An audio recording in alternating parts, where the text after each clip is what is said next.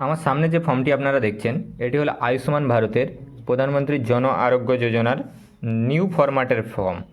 এটা কিভাবে fill up করবেন সেটা আজকের ভিডিওতে আমি আপনাদেরকে দেখাবো। তো সবার প্রথমে আপনি যে অ্যাপ্লিক্যান্ট সেই অ্যাপ্লিক্যান্টের এখানে আধার নাম্বার দিতে হবে। তারপরে অ্যাপ্লিক্যান্টের নাম এখানে দিতে হবে, ফুল নেম, আধার কার্ড দেখে নামটি দেবেন। তারপরে এখানে রেশন কার্ড নাম্বার দেবেন, যে রেশন কার্ডের যে নাম্বার আছে। রেশন কার্ডের ক্যাটাগরি এখানে দিয়ে দেবেন, AYY SPACH PACH আর KSY1 আর KSY2। যাদের নেই এই কার্ড, যাদের নেই তারা জেনারেল ক্যাটাগরিতে টিক করবেন। তারপরে আপনাকে কি করতে হবে, আধার লিঙ্কের মোবাইল নাম্বার দিতে হবে। অ্যাপ্লিক্যান্টের আধার লিঙ্ক করা মোবাইল নাম্বার এখানে পাঠাতে হবে। তারপরে অ্যাপ্লিক্যান্ট মেল হলে মেল, ফিমেল হলে ফিমেল। ডেট অফ বার্থ দিতে হবে অ্যাপ্লিক্যান্টের। এখানে ফুল অ্যাড্রেস দিতে হবে, house number, street number, village, ward এভাবে দিতে হবে। আপনারা ভিলেজ, পোস্ট এইভাবেও লিখতে পারেন, এটা ফুল অ্যাড্রেস লিখবেন।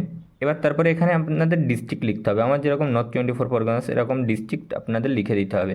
তারপরে এখানে ব্লক লিখতে হবে, যে আপনাদের কোন ব্লক, আমাদের যেরকম বাগদা। তারপরে এখানে গ্রাম পঞ্চায়েত লিখতে হবে। এখানে ফ্যামিলি হেডের নাম লিখতে হবে, family head, head of the ফ্যামিলির নাম দিতে হবে। টোটাল আপনার ফ্যামিলিতে কতগুলো মেম্বার আছে তা সেই সংখ্যাটা এখানে লিখতে হবে, যে 4 জন থাকলে 4 জন, 5 জন থাকলে 5 জন। এখানে প্যান কার্ড নাম্বার লিখতে হবে। তো প্যান কার্ড নাম্বার কার দিতে হবে, ফ্যামিলি হেডের না, এখানে প্যান কার্ড নাম্বার দিতে হবে যে অ্যাপ্লিকেন্ট তার প্যান কার্ড নাম্বার। এখানে দিতে হবে ইলেকট্রাল ডিটেলস, সে যদি 18 বছর বয়সের বেশি হয় তার এপিক নাম্বার, তার এসি নাম্বার, এসি নাম্বার বলতে অ্যাসেম্বলি, যেটা আমাদের রয়েছে 94 বাগদা এরকম। এখানে দিতে হবে পার্ট নাম্বার, যে পার্ট নাম্বার, এখানে সিরিয়াল নাম্বার দিতে হবে, যে আপনার ভোটার লিস্টে আপনার সিরিয়াল নাম্বার কত। তারপরে এখানে আপনার স্বাস্থ্যসাথী ডিটেলস দিতে হবে, স্বাস্থ্যসাথী কার্ডের 17 ডিজিট যে ইউআরএন নাম্বার সেটা এখানে দিতে হবে। এবার যেটা বলছে যে এলিজিবিলিটি প্যারামিটার, সবাই এখানে আবেদন করতে পারবে না, কারা পাবে সেই প্যারামিটারটা এখানে দেখুন। রুরাল মানে গ্রাম ভিত্তিক এলাকার জন্য, ওনলি ওয়ান রুম উইথ কাঁচা ওয়াল অ্যান্ড কাঁচা রুফ, মানে আপনার বাড়িতে কি একটাই রুম আছে, কাঁচা দেয়াল এবং মানে কাঁচা ছাদ বলতে টিনের ছাদ বা টালির ছাদ, তাহলে যদি সেটা হয় তাহলে ইয়েস করবেন, আর না হলে নো করবেন। তারপরে আমি এখানে পেজ উল্টে নিচ্ছি, দেখুন বলছে যে ফিমেল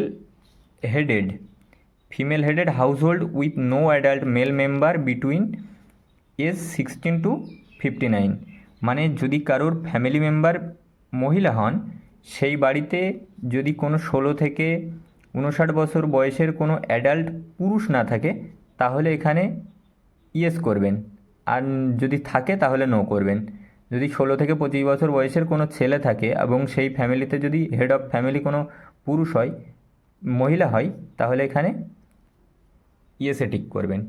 তারপরে বলছে disabled member and no able bodies adult member, মানে কোনো প্রাপ্তবয়স্ক মেম্বার সে কি বিকলাঙ্গ, তাহলে এখানে যদি ইয়েস হয় তাহলে ইয়েস করবেন, নো হলে নো করবেন।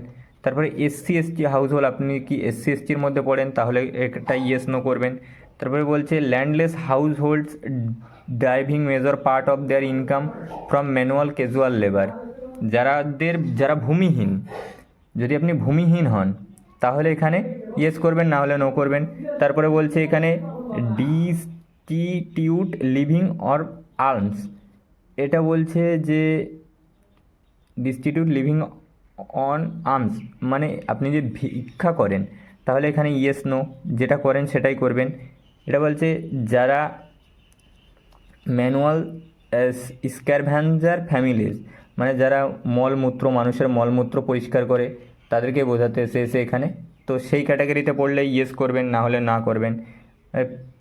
প্রিমিটিভ ট্রাইবাল গ্রুপস, আপনি যদি সাঁওতাল আদিবাসী সম্প্রদায়ের মধ্যে পড়েন এখানে এক করবেন, না হলে নো করবেন। Legally released bonded labour, last যেটা রয়েছে, কেউ যদি আপনাকে ঋণের দায়ে জড়িয়ে সে আপনাকে খাটায়, ঋণের দায়ে জড়িয়ে কেউ যদি আপনাকে খাটায়, আপনি ঋণের দায়ে জড়িয়ে গেছেন, আপনি সেখানে খাটছেন, তো সেখান থেকে যদি আপনি মুক্তি পেয়ে থাকেন লিগালি, মানে আপনি কেস করেছেন বা সেখান থেকে আপনি মুক্তি পেয়েছেন, তাহলে ইয়েস করবেন, না হলে নো করবেন।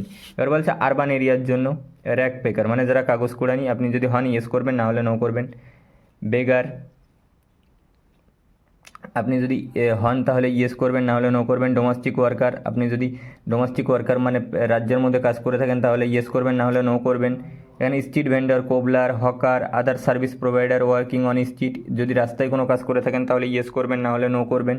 Construction worker, plumber, mason, labour, painter, welder, security guard, কুলি and another head load worker যদি হন তাহলে এখানে ইয়েস করবেন, না হলে নো করবেন। সুইপার, আপনি যদি সুইপারের কাজ করেন বা মালির কাজ করেন পরিষ্কার পরিচ্ছন্নতার তাহলে ইয়েস করবেন, না হলে নো করবেন। হোম বেসড ওয়ার্ক, যদি আপনি কারো বাড়ি কাজ করেন, আর্টিসিয়ান হন বা হ্যান্ডস্ক্রাপ ওয়ার্কার হন বা টেইলর হন তাহলে ইয়েস করবেন, না হলে নো করবেন।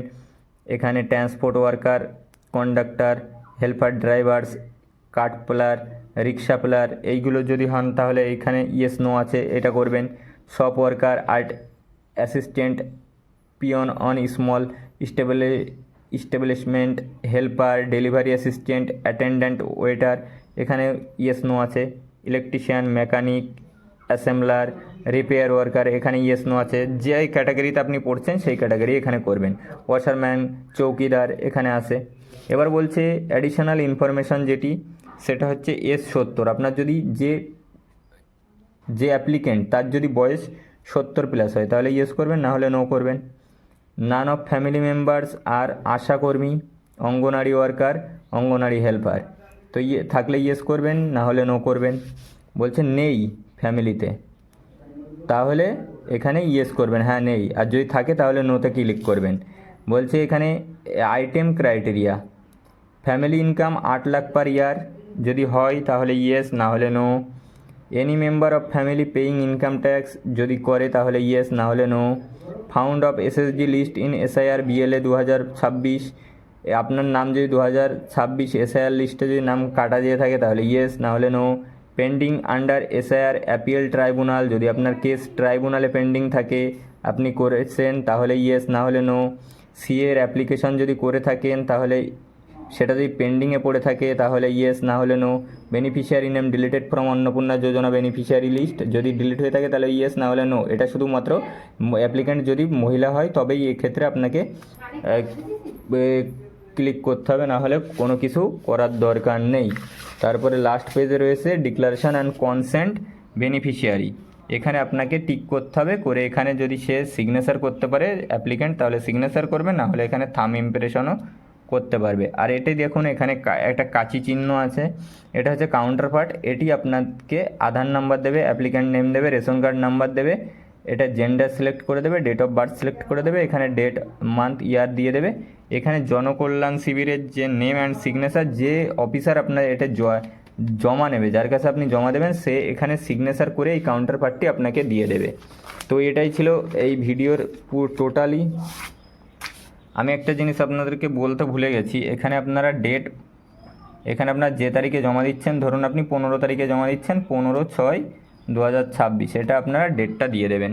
তো এইভাবে আপনারা সম্পূর্ণ পদ্ধতিতে ফিল করতে পারবেন। ফিল করে আয়ুষ্মান ভারতের যে প্রধানমন্ত্রী জন আরোগ্য যোজনার যে প্রকল্প, এটি আপনারা জনকল্যাণ শিবির আপনার এলাকায় কোথায় বসবে, আপনি কিভাবে দেখবেন, তার উপরে অলরেডি একটা ভিডিও বানিয়ে রেখেছি। এই ভিডিওর ডেসক্রিপশানে সেই শর্টটার লিঙ্ক দিয়ে দেবো, আপনারা ওখান থেকে দেখে নিতে পারবেন। ভিডিও ভালো লাগলে অবশ্যই লাইক করবেন, আর চ্যানেলে নতুন হয়ে থাকলে চ্যানেলটিকে সাবস্ক্রাইব করবেন।